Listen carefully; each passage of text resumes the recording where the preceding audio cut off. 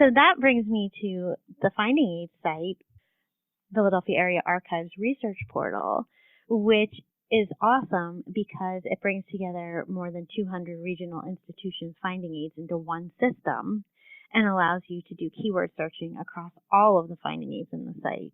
So to go back to Edith, if she's mentioned in any part of any finding aid in the more than 5,000 collections, you're going to get a hit. And even though it's sort of focused on the Philadelphia area, it's not just Philadelphia. There's lots and lots of wider geographic areas covered. So it's a great place to sort of start your research. The other thing that you mentioned at the beginning of this conversation about really doing your research is understanding what sort of institutions have strengths. So if you are interested, if your family member was a woman physician or a homeopathic physician, Drexel College of Medicine's Legacy Center focuses on both of those types of physicians.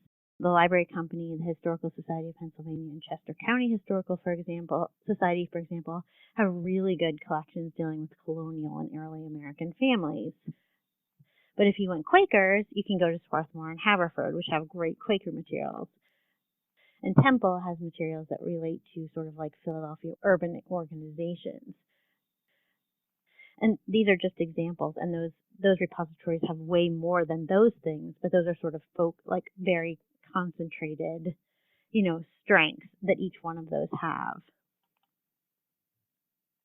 Can you talk a little bit too? We had talked about this, but why something like, to go back to Edith Biddle, why is her stuff all over the place, right? So there's a good reason for it, right? But it can be frustrating to a first-time researcher. Like, well, why is it like this? Absolutely. So one of the key tenets of the archival profession is really that you keep things together by the creator of the collection. So we can say that if Edith Biddle has her own papers, which as far as I know she doesn't, but if she did, they would be kept together, even if there is a Biddle family papers in the same exact repository. And everything that Edith sent will be in that person's collection. So let's just say that Edith and Mary Smith were best friends. If Edith sent material to Mary Smith, everything that was in Mary Smith's possession are in the Mary Smith papers. And so that means that things do get completely spread all over everything.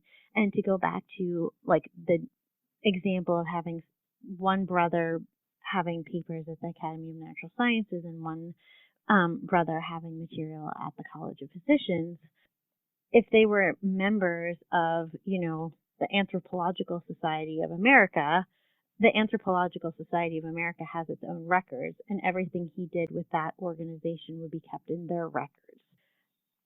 And then we talk about, people moving, and all of a sudden you have Aunt Jane who moved to California, and her papers are in a California Historical Society.